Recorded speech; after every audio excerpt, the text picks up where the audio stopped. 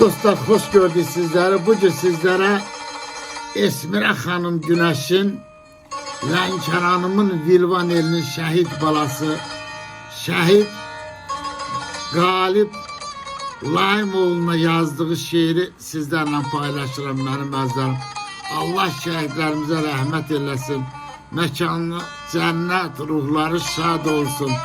Şəhidlər ölmez, vətən bölünmez deyiblər. Onların ruhu karşısında baş əyirəm mən.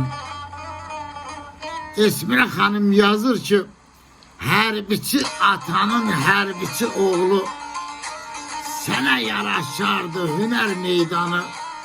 Deyərdim sərhədə yaxın dayan ki, düşməni aldığı nəfəsdən tanı. Aprel döyüşündə tarixi yazdın, 4 günə səmaya qalxdı bayrağım. Bir kendi düşmenden azad eylədiniz. Həmin gün sevindi mənim torpağım.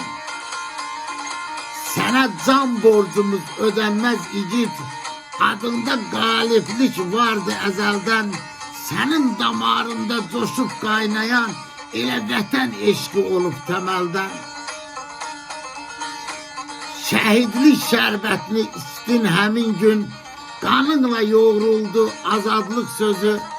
Dastana çevrilip dönmesen bile sen oldun yazılan tarihin özü. Sen oldun yazılan tarihin özü. Sağ olun dostlar.